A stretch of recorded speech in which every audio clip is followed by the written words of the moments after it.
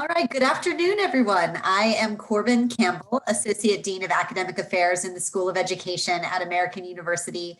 And it is my deep pleasure and privilege to welcome you all to this last Global Education Forum, and in particular to this deeply important context of the partnership between Panama and the School of Education at American University that will be the fodder for our discussion today. And what a wonderful way to close out these global education forums, because as I'm thinking about this event today, it brings together so many different parts of our community and what we care about in the School of Education, from our Itep community to our IIE and to our mission, which speaks deeply to transforming societies through education. And I'm really thinking back to, I've been at AU for just about a year and a half at this point.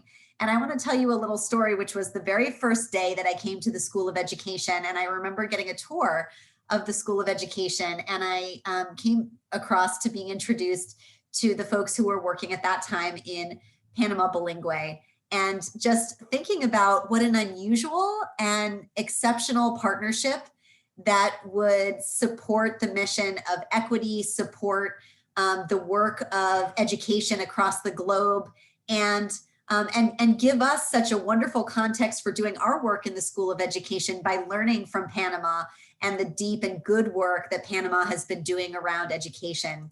And so this is such a long-standing partnership that we're going to be able to discuss today.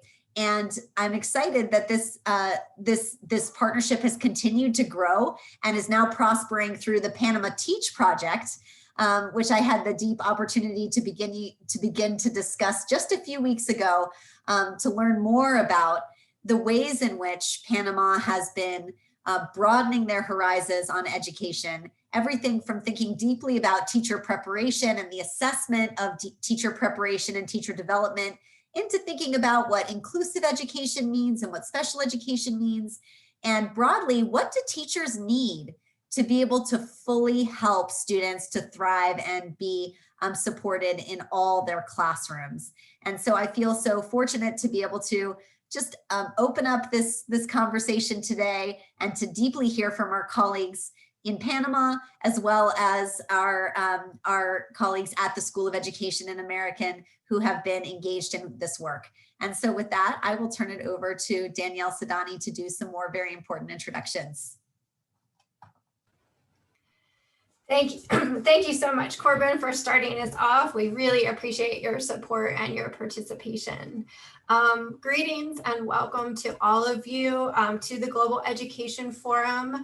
We appreciate your participation. We'll be talking about our partnerships between Panama and the AU School of Education today. Before we begin, I would like to acknowledge that Washington, D.C. is the traditional territory of the Nakatink, Anacostan, and Piscataway people. At American University's School of Education, we acknowledge this legacy and find inspiration from this land. In addition, I would also like to offer special thanks to alumnus and trustee Fernando Luis Navarro and his wife Susanna, who are both joining us today for their generous support of the Panamateach program. Thank you so much. So my name is Danielle Sodani, and I'm the director of our Institute for Innovation and Education here in the School of Education. I'm also a double alum of AU and including an Itep alumna, so go Itep. For the past 12 years, the Institute for the Innovation and Education has engaged in educational research and research-informed professional development initiatives for the purpose of improving teaching and learning. You can learn more about us on our website. I'm going to put some things in the chat. Unfortunately, all the things I'm putting in the chat are going to come at once because for some reason I can't separate them at this moment. So you'll get a sneak peek of some other things as well. There's the link to the IIE. I'd also, and also in there, you'll see in the chat, sometimes I may refer to the School of Education as the SOE or the Institute for Innovation and Education as the IIE. So there's your little key for our codes. So to quickly go over our agenda for the forum,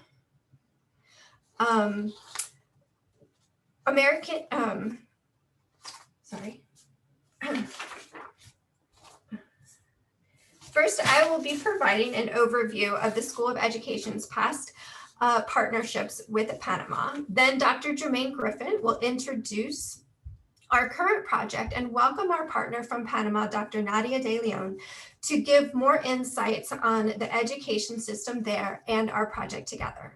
Finally, we want to hear from you. Please prepare questions and add them to the chat. We will be able to answer them at our question and answer session at the end of the presentation. So let's begin. American University and Panamanian families have a strong history together. We have over 500 AU alumni from Panama and a growing contingent of alumni from the School of Education. The focus of our partnerships have been to create opportunities for an exchange of ideas, which enriches the academic life of faculty, staff, and students at AU, as well as the DC community, and hopefully the communities in Panama with whom we partner. For the School of Education, these partnerships have centered around teacher preparation and ongoing teacher development. Formally, these partnerships have manifested in two main projects, Panama Bilingüe and Panamateach. So I will start with an overview of the Panama Bilingüe project. In 2014, the then incoming Panamanian president, Juan Carlos Varela, started an initiative aimed at increasing bilingualism in Panama by improving English education, targeting approximately 25,000 teachers and 285,000 students. The program was designed to improve second language proficiency for Panamanian students with the goal of increasing academic achievement and access to high-level employment opportunities, as well as enriching cross-cultural understanding. One component of the initiative was the creation of an academic exchange program in English language teachers with about 20 universities from the US, Canada, and the UK. Because of the relationships built between AU alumni from Panama and AU leaders, AU parent Marta Luis de Cardoz, who was supportive of and also helped facilitate the Panama Bilingüe program, she was able to recommend American University as one of the international universities to host English teachers. She also helped facilitate faculty to travel to Panama to deliver other teacher professional development in inclusive education. Over the next 5 years, from 2014 to 2019, we hosted 14 groups of English teachers, a total of 285 teachers. They came for an 8-week professional development program designed by another AU alumna, Rebecca Wilner, who's now an ESOL teacher in DC Public Schools. The Panamanian teachers participated in an English language course for half the day, building their own knowledge of the English language. And then the rest of the day, they spent learning bilingual and TESOL language teaching methodologies. 1 day a week, the teachers spent time in DC bilingual public and public charter schools, observing teachers and students. They also participated in cultural exchange visits to the mall, Mount Vernon, the Capitol, Kennedy Center, baseball games, and even seasonal excursions like going apple picking or to the 4th of July celebrations on the mall. The teachers also had opportunities to share their own Panamanian culture with us through a formal event that they planned for each group, as well as birthday celebrations and celebrations for holidays that occurred when they were here. Graduate students, many from the International Training and Education Program, served as graduate assistants, helping with project planning and logistics. They also supported the teachers who were adjusting to life in the United States for 2 months away from their families and their children. They also, the graduate assistants also escorted the teachers to DC schools and to the cultural programs, and they themselves got to know their city in a new way. The international exchange component of Panama Bilingüe phased out in about 2019 when the current Panamanian president, Laurentino Cortizo took office. Still, the work of the teachers continues as they implement the new methodologies and practices they learned in the program. They also have created a strong network with one another and still support each other across provinces, and even still share on the AU Panama Facebook page, which is also in your chat, you can check out. Because of Panama Bilingüe, AU continued to have a strong relationship with educators in Panama, allowing our work with in-service teachers to transition to a project focused on policy and a broader view of teacher development across the country. I'm going to now pass the presentation to my colleague, Dr. Jermain Griffin, to introduce our current project, Panamateach. Thank you, Danielle, for that wonderful overview of the SOE's relationship with Panama. Good afternoon, everyone. My name is Jermain Griffin, and I am the project manager for the Panamateach project, which began in late summer 2020. This new collaborative between the SOE and our friends in Panama is designed to contribute expertise towards Panama's efforts to expand professional learning for its teachers. The project has three main objectives: to assess Panama's teacher professional learning system, to use findings from the assessment to contribute professional learning activities, and to offer support on Panama-led formation of teacher development and education research institutes. I would like to acknowledge the invaluable contributions of our SOE alumni and current students to the project. First, I'd like to acknowledge Mr. Bernard J. Reeves, who is a doctoral student in our EDD program and contributes research as the project's graduate assistant.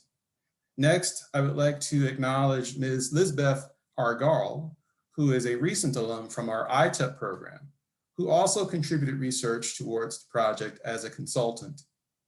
I also want to acknowledge the contributions of my colleagues, Danielle, whom you've already met, along with Dr. Sarah Irvine Belson, Dean Cheryl Holcomb McCoy, and Associate Dean Corbin Campbell, who you met at the beginning, for their leadership and advising throughout the project.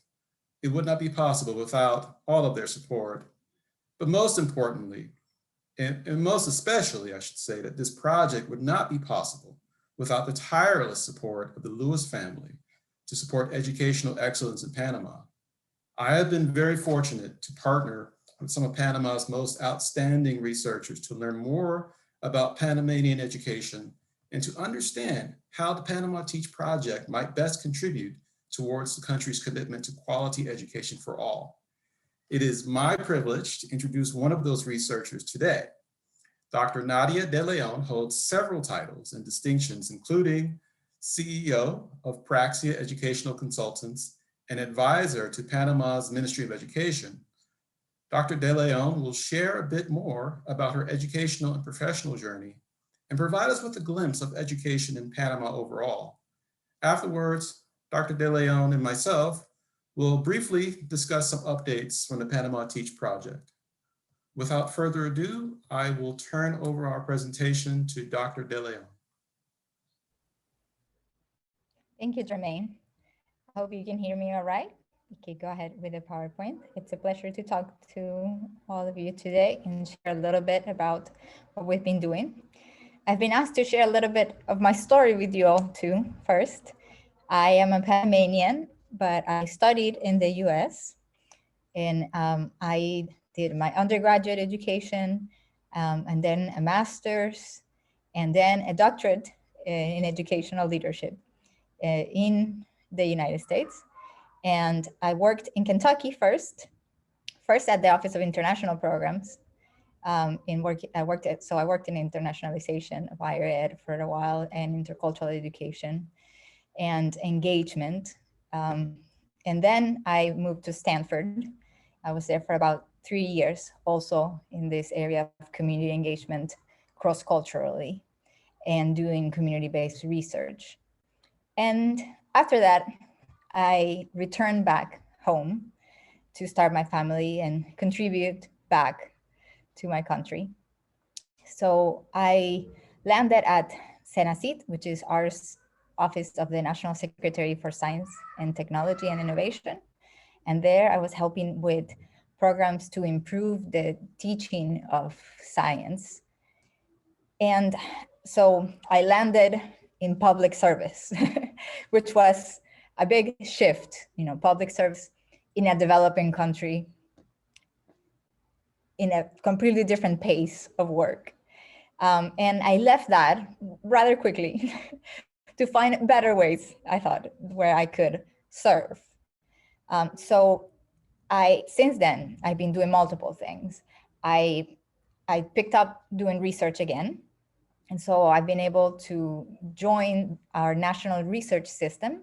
Panama, like many countries in Latin America and other developing countries, have a program called our national research system, where they try to support emerging researchers to improve our research ongoing in the countries, which is still an emerging field. And so I've been able to carry on my own research, and I started a research center for education. It's called CIEDU, which stands for Educational Research Center in Spanish. And I started a consulting company called Praxia, and we work with all sorts of projects in education. So I did that for a few years, and then starting a year and a half ago, I've had the honor to be able to serve as advisor to the Minister of Education, and again, take on more roles directly in public service and work with some of the projects that you're gonna hear about a little bit. And some of the work that we are doing now together and the project that we are working on is going to be informing the projects that I am helping lead at the Ministry of Education. Go ahead. So I want to tell you a little bit first with the next slide, in the next few slides, about what is the situation like in Panama and what is it we are trying to tackle and what we are going to be contributing towards with this collaboration. First of all, 58% is the ratio of school enrollment in high school. So that means that nearly half of our teenagers that should be enrolled in high school are not attending high school. So we have a very low school enrollment and a high dropout rates in middle school and high school. And it's one of our bigger issues that we have to address. Go ahead with the next slide. We also have a big gap between our public and our private system. And the majority of our families that come from lower income families and resources, and especially outside of the city in Panama, go to public schools. In the families that are perhaps in the top tier of income in our country, the top 20% when we divide it, that's where the majority of that bracket of income, the majority go to private schools. And in this graph, we have the results by school. Each dot is a school of TERCE, which is a regional test for Latin America. And you can see the red dots are private schools in the city, and the purple dots are public schools in the countryside. And you can see the difference. And it's one of our biggest issues of inequality in the country. There's a lot of inequality already in terms of access to resources. And then we have this divided education system that on top of that adds different access to educational opportunities, being that education is what should give you access to improving your life, then we're definitely not serving our entire population well. Go ahead to the next slide.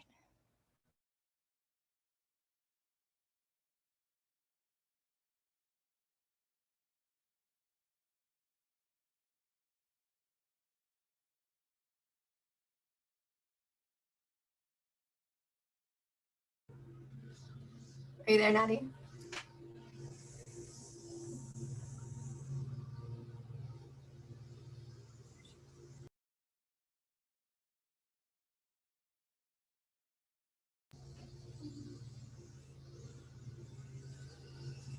She may have froze.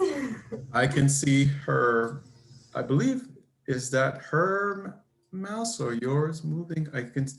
So I think it just may be a technical issue with, yes, so she should be rejoining us momentarily. While we're waiting for Nadia, for Dr. De Leon to rejoin us, I just want to also acknowledge other researchers that have been invaluable to our work, including Mr. Adalberto. Let me make sure I'm pronouncing his full name correctly, but Mr. Adalberto Villa, as well as Giannina del Carmen Mejia Valderrama. And I also want to acknowledge Sara Ramos for their contributions with the research, but also just the general, providing a general understanding of the context in Panama to enable us to do the work that we've been fortunate to do to this point with Panamateach. And so we really do want to acknowledge the fact that we really could not get to the point where we are with the project without their tireless support. And this is also one aspect of the experience, the logistics, sometimes with the technology, but I'm sure that others on the call may have their own experiences with technical delays via Zoom. It's just part of the experience, but maybe I think Nadia may have rejoined us, not sure. I haven't seen her come in. Should we could move forward to Sure. Your part of the presentation and then come back? Sure, I would be delighted to. Or if anyone has any questions they want to ask us right now. I'll move the slides up. Okay. And I'm sure when Nadia has an opportunity, she will gladly come back and offer some additional perspective. But as I mentioned, my colleagues, Dr. De Leon, as well as Adalberto Villa and Giannina del Carmen Mejia Valderrama, they were indispensable with helping to get the project started back in August 2020 by establishing weekly meetings where we had ample opportunity just to get to know one another and just to understand some context for us, to understand a little bit of the context in Panama to help us with the early parts of the project. And one key component of the project was their facilitation of preliminary meetings with some of the key stakeholders in the Panamanian education community throughout the month of September. Those initial conversations were extremely helpful for beginning the research of the project. I'm getting a signal that maybe Dr. De Leon may have rejoined us. Okay, well, great.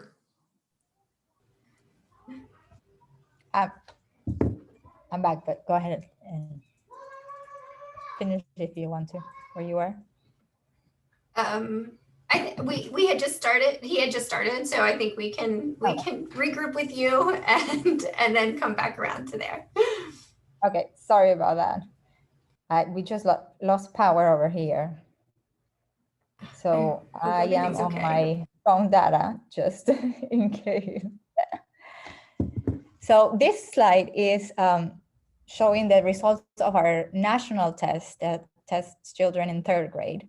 And as you can see, it's showing the differences between the schools in the indigenous regions and again, the private and the public schools. I already spoke about that difference, but it's also to highlight the issues of inequality we have in terms of ethnicity and geography. The indigenous regions have a completely unacceptable percentage of children that reach 3rd grade without a basic level of reading, understanding what they read. The majority of children in 3rd grade are not understanding what they're reading in 3rd grade. Go ahead. And these are the results of PISA 2018. And you can see to give you an idea where Panama is in terms of the rest of the Latin American countries and the OECD average. So Panama is almost to the bottom. And Panama, it's a country that has more resources in terms of financial resources compared to many other countries in Latin America. So we shouldn't be there. Go ahead to the next slide. And this has to do with some research I have been doing in terms of what do Panamanian teachers and principals think about when we think about educational quality. And we gather this information through this type of survey. They were signing up for a competition on school quality. And as part of the sign up process, they had to answer these questions and write an essay and participate in an interview. And they talked about what they thought was an excellent school and how do you achieve an excellent school, and why do you think you're a good school and you should deserve this prize, and what are you doing to achieve that. And we took count of how many schools mentioned different activities. And so in the dark orange, different concepts, let's say it, we have the percentage, the number of schools, there were 200 schools participating, that mentioned these different topics. So what was most mentioned had to do with additional activities that they did after the school hours. And infrastructure is the second most mentioned. So because we have a large school, or because we added a lab, or being a good school is having all of these resources that had to do with material resources. And in the light, then you have the topics as they should appear, in the order they should appear, if we go by the priorities that we know in educational, the science tells us what has the most impact, right? They should be more focused on what their students are learning and the training of the teachers and so on. So we have a big gap in the perceptions of the school leaders and the teachers of what is important and what we really know based on scientific research of what is most important in the schools. Go ahead. And this one is the result of perhaps the most recent research that we did. And we looked at the admission tests to the universities in Panama. And we ranked the scores of the students depending on what major they were going to have. And those who were going to major in education came at the bottom in the order of the scores they had in the admissions test. But not only were they at the bottom, but their scores were statistically significantly different, lower than all the others, and that even the second lowest. So our future teachers in Panama we are attracting to the career of being an educator, not those students that are graduating from high school that are showing the best scores in the admission test, but completely the opposite. So that is going to show a deficit in the future, definitely. So it's another challenge we're facing. Go ahead. And I think this is the last slide, just to give you an idea. This is a study conducted by a Stanford professor a few years ago, but it still stands. And they were doing classroom observations and comparing classrooms in Costa Rica and Panama. And one of the conclusions that he drew was that the teachers in Panama had less pedagogical knowledge and less pedagogical content knowledge. They didn't have such good ways of teaching. Math in particular was some of the things that he was observing appropriately for the type of content they were teaching and the grade level they were teaching compared to the teachers in Costa Rica. Go ahead. So this has to do with the projects that we are going to be working on in the next few years, but I think maybe we can come back after we tell them what we're doing now. Jermain? Because it'll make more sense after we tell them what we're doing now. Yeah. Absolutely.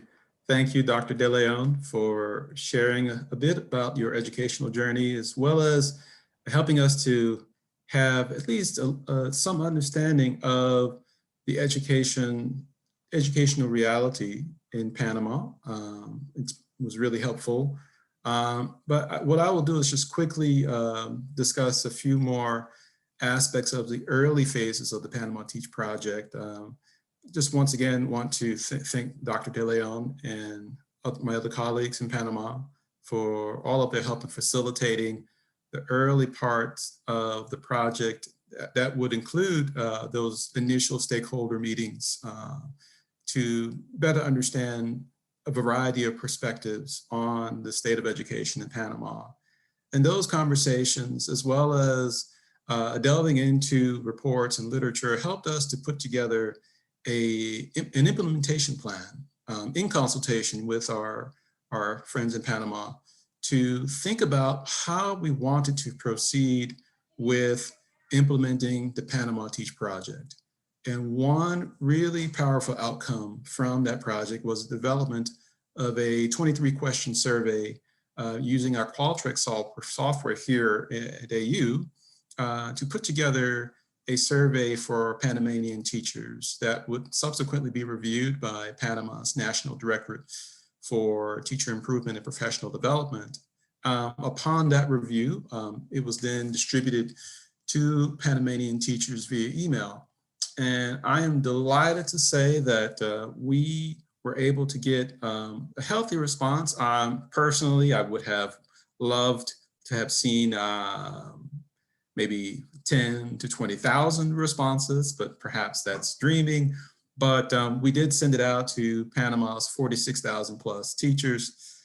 46,000 plus. And we, if I can just talk a little bit about some of the outcomes from the project, we received a little bit over 1,100 responses from Panamanian teachers. And those responses were, I would say, healthily dispersed upon throughout Panama's educational regions. And so if I can just give you an idea of what that was like, I can tell you that those responses covered mostly areas within Panama City and the West in educational regions such as Chiriquí and Panama West. You may notice that I'm cutting the time a little bit just to make sure we have enough opportunity to get questions and answers from our community here. But most of our responses, I'd say about 40% of our responses were from primary school teachers. And to give you an idea, just a tidbit of some of what we learned that for Panamanian teachers, their preferred training formats included workshops, class demonstrations by experts, as well as a combination of conferences, forums, and seminars to deliver trainings. I would also add that those that did share their point of view on the quality of instruction were largely positive about their experiences with the trainings. I should also briefly add that in addition to the survey data that we collected, we also, with help from our friends in Panama, we were able to have both individual interviews with Panamanian stakeholders, as well as focus group interviews with some of the teachers that responded to the Panama teacher survey. And both sets of conversations were rich with insights on their perspective on everything ranging from teaching in a pandemic to managing technology, to perspectives on training from the perspective of a teacher, from the perspective of an administrator. So we really gained a healthy amount of insight from the data that we collected. on what participants felt about the state of education in Panama. And that information is at this point in the process of being analyzed. And we have developed at least one draft of a needs assessment report that we are in consultation over as a team. And we're looking at all of the data that we've collected, and we're thinking about the best ways to optimize all of that rich data and the information that we have to come up with a needs assessment report that would best inform the next steps of the project. And I will just quickly highlight those next steps for you. And so some of the future activities that we are looking at for the rest of 2021 is to, well, first of all, as I mentioned, right where we are now is getting deeper into understanding how the needs assessment is going to meet the priorities for teacher development in Panama. And one way of understanding that is to see what aspects of the findings from the report can help us to develop the right virtual trainings for identified teacher leaders. And that will be a key process that Dr. De Leon and our friends in Panama will help us to facilitate and implement later in the year. And of course, we'll have time for reflection and evaluation on both the training and produce an overall understanding in our report to inform the experience. One other thing quickly that I wanted to highlight and just transition back to Dr. De Leon is that the project will also draw from the needs assessment to contribute recommendations for planned institutes for teacher well-being and educational evaluation that Dr. De Leon and her team have been working on tirelessly. And we think it's a real privilege to have an opportunity to contribute to that important work that is part of Panama's national commitment for education for all. With that, I will turn it back over to Dr. De Leon to add any additional comments as she likes before we open it up for questions and answers.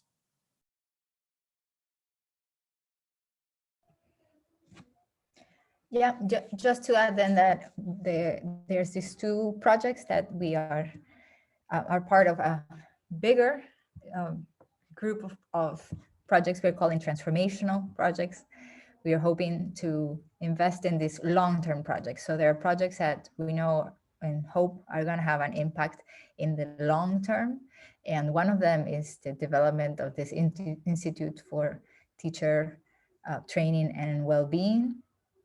And the hope there is that we're going to ideally be able to reshape the way right now that the public system carries out continued development for teachers and offer a transformed way to do it.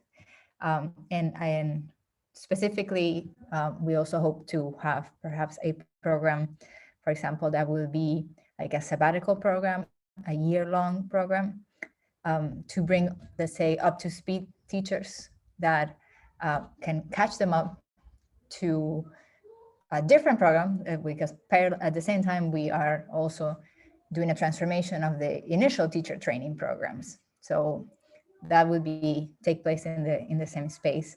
And a campus that would be a recreational space too, and a space where we can also hopefully transform the current program that is just providing opportunities also for them to come with their families and have a space where they want to come, not just to do professional development, but also to feel welcome. We also are aware that an education system cannot go any further than however the teachers are feeling. And currently our teachers are not feeling very welcome and happy in the education system we're providing. So the well-being aspect of the program is also crucial besides the development component. And then the other project, if you want to go to the other side, is an Institute for Educational Evaluation. Many countries in Latin America and many states in the United States have some some type of regular tests. Like I showed you, we have a 3rd grade test here now, and we've started a 6th grade test.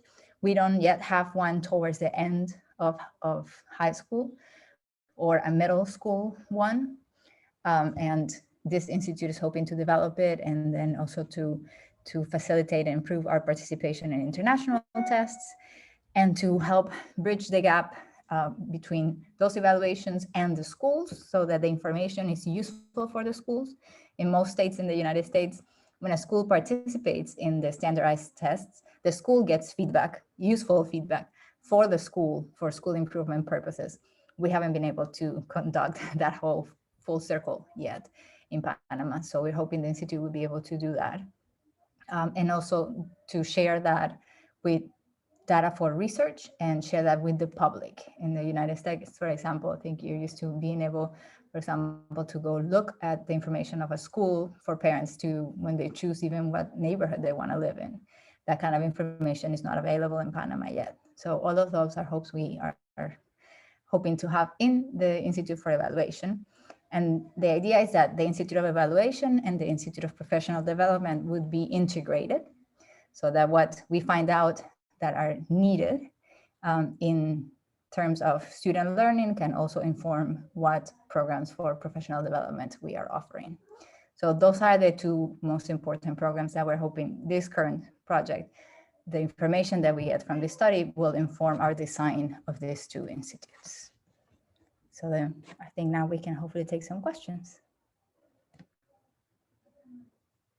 Okay, thank you so much. I'm going to stop sharing so we can see each other.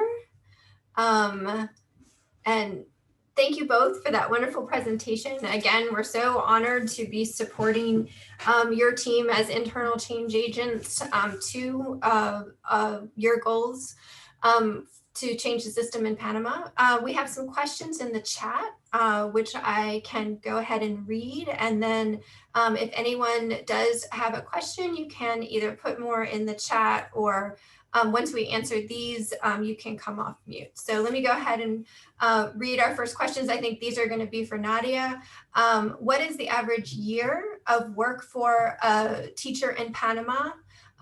Followed with, do teachers retire at a certain age or years of experience? And is there tenure for teachers based on experience or performance? That's a great question, Cheryl. The issue of the management of hiring and promotion of teachers is something we need to explore closely with all of this. It always comes up. Most teachers stay for a long time in the system. They don't retire. So they retire, but they continue working. Legally, there is no way in Panama right now to keep them from doing that. So we have a pool of teachers that has a high average age, and we have a significant group of teachers that are past retirement age and continue teaching. And there is no system for tenure, but it is very difficult to remove a teacher from their position. And the system it's very centralized. So principals do not select the teachers that they have in their school. They don't have a say in that. The way teachers are assigned to the school is all centralized in the ministry in the city, by the way they apply, and they pick where they want to go. And there's a competition for the spots, and it depends on how many points they have. And the points depends on the degrees they have and how much training they have accumulated. So whoever has the most points gets the position that they applied for. So the principals don't get to pick them, and they also can't fire someone because of performance, for example, or issues locally at the school, because they don't hire them, they also can't fire them. Obviously, if there's something serious, for example, like an accusation of abuse or something like that, there's things they can do.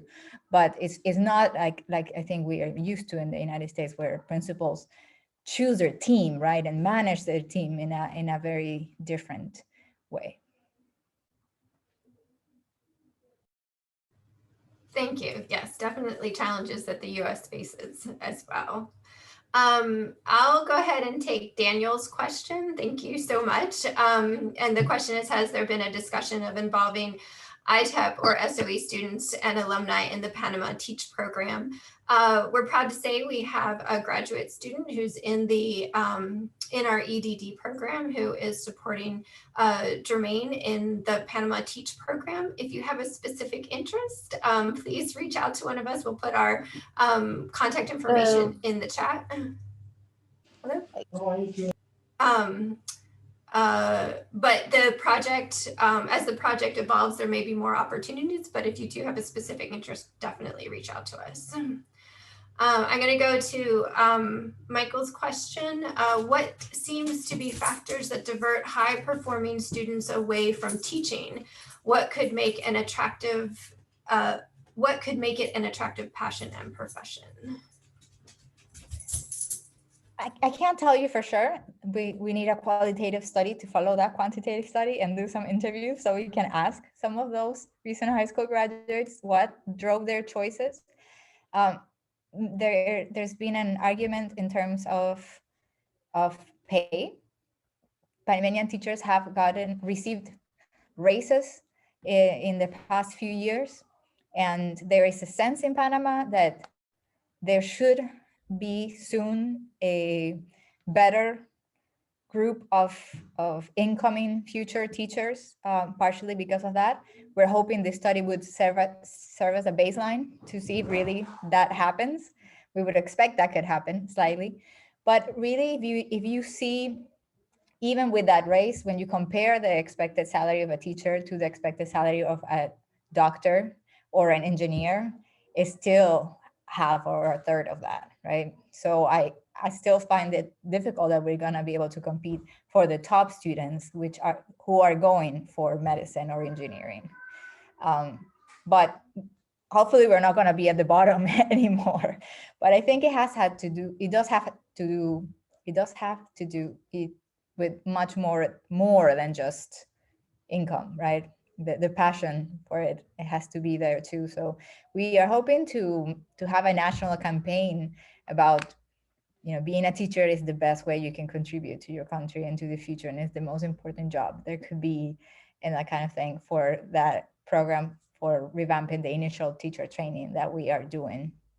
I wanted to say a comment, since Cheryl also wrote about how professional development effectiveness on teacher development does fluctuate based on teacher experience, age, and all of that. And also, I have also noticed something interesting about Panama that may provide an interesting context, is that often student outcomes vary also by teacher experience and age and level of training, if they have a master's degree or not. For example, in many countries, the more experience a teacher has and the more training they have received, it tends to be related to better scores with their students. But we have run those statistics in Panama with our local tests and with international tests, and there is no relationship. So we seem to be seeing evidence that the system is not providing them with anything positive, because staying years in the system is not giving them experience that seems to be improving their performance or their students' performance.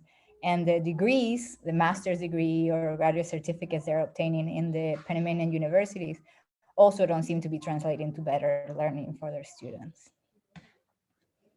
Thank you, Danielle. We have a question from Fernando. He's asking, are we going to be able to measure the success of the project, and what could this measure be? For example, improvements in the PISA tests. And I can send this to Jermain and then Nadia. Thank you, Mr. Lewis, for your question. And thank you also for your tireless support of AU, the School of Education, and our ongoing partnership. We really appreciate it. And thank you for your question again. So in looking at the way to measure the success of the project is to go back to our implementation plan, to look at the grid that we created in terms of the intended outcomes that we have for the project, which would include the needs assessment, the subsequent training, and contributions of ideas towards the long-term projects that Dr. De Leon mentioned earlier. And so our plan is to look at that grid as we achieve our outcomes, to see what we have actually achieved in terms of deliverables with the needs assessment, as well as the teacher leaders that we were able to successfully identify and integrate with the provided professional learning activities that are recommended in consultation with Dr. De Leon and other colleagues. And so that would be our immediate, that's our way to immediately measure success of the project. Now, thinking about the fascinating example that you gave, thinking of looking at what the project produces relative to performance on the PISA test, I think it's a wonderful example because it creates, it opens the door of opportunity to do further analysis and study as the PISA test is delivered, hopefully, in Panama, and those results are factored in.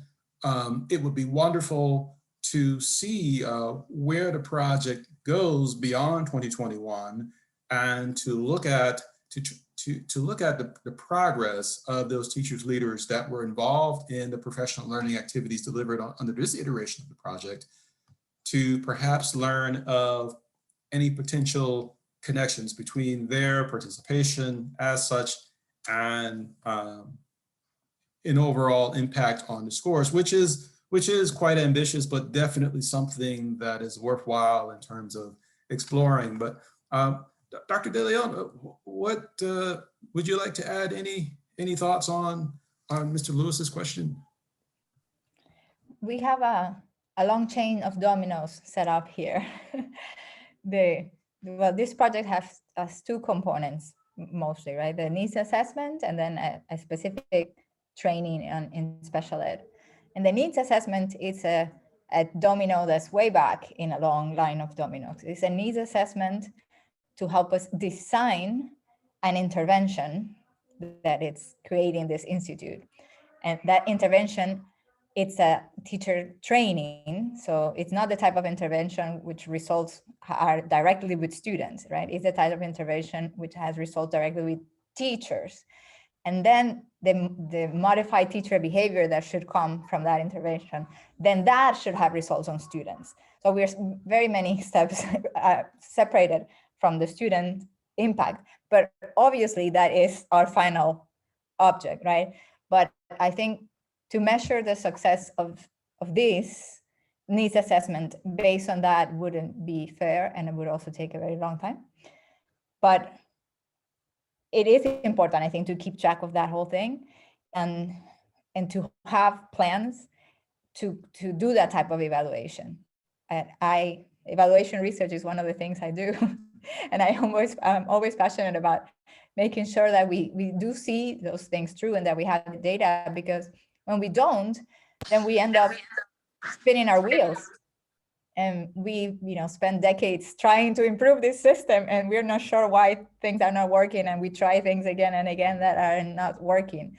And if we do follow that thread very well, then we can see what did work and what didn't work, and we could improve what we could improve the next time. So I think for the needs assessment, we immediately could document whether we get information, outcomes that are really useful for the design. That is the immediate result. And then all the other things, then we should also be able to measure, but there would be not immediate impact. And as far as the training for special education, we're also thinking of that as a train the trainer so that we can maximize the impact. And there, we could observe those train the trainers doing their training. And we could see how well were they trained by observing them do their training. That would be the immediate outcome there. And then down the line, see the teachers those trainers trained in classroom observations and see if there's changes in their teaching. And then the last domino there would be the students of those teachers. So having plans for all of that would be great, because then we could really see the ramifications of everything that's happening here. Yes, getting that last tip of the domino to the student outcomes is it takes all our effort to do, and we're all dedicated to it, but it does take a lot of effort. I'm going to have Michael's question on leadership be the last question. So he asked, to what degree are heads of schools skilled in professional mentoring of teachers in terms of effectiveness? And maybe Nadia, if you have insight on school leaders. Yeah, Panamanian school leaders are not, they are teachers that accumulate a certain number of points and then are eligible to apply to become principals. And they don't generally have additional training in leadership or school administration or in pedagogical leadership and being able to mentor other teachers. So it is a sorely needed support here too. Yeah.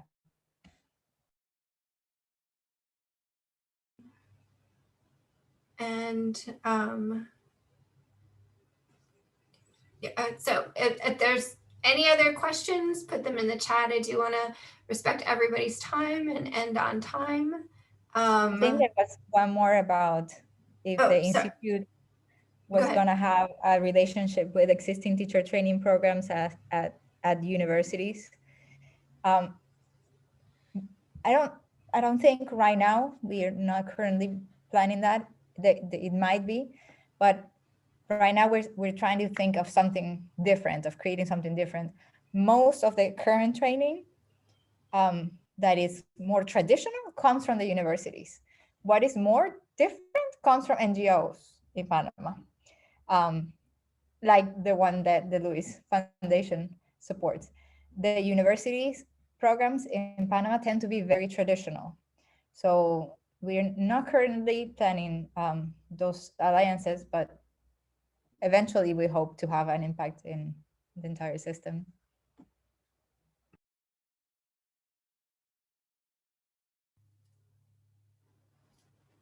Okay. Any other questions? I'll give you some wait time.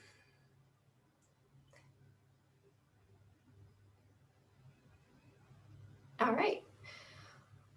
Well, thank you again to all of our participants, for our Dean, Cheryl Holcomb McCoy, for joining us, for Corbin joining us, for Fernando Lewis and Susanna Lewis for joining us. We absolutely appreciate your participation. Many, many thanks for Nadia for her time and for her presentation, and to Jermain. Thank you all for your questions and your participation. And we look forward to being able to share even more results with you in the coming year. So thank you, everybody. Oh, I'll put my email in the chat. So if anyone wants to get in touch with us about the project, you are more than welcome.